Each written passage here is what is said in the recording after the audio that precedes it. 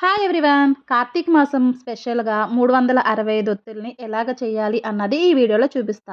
మనం దూది తెచ్చుకొని దాంట్లోంచి గింజల్ని చిన్న చిన్న పార్టికల్స్‌నైతే గనక రిమూవ్ చేసేసి వీడియోలో చూపిస్తున్నట్టుగా పిండిని గాని, విభూది సహాయంతో గాని 2 చేతుల మధ్యలోంచి ఇలాగా సన్నగా విదిలించుకుంటా వస్తే గనక మనకనేవి 365 ఒత్తులే కాదు 1,00,000 ఒత్తులైనా ఇలా చేసేసుకోవచ్చనమాట.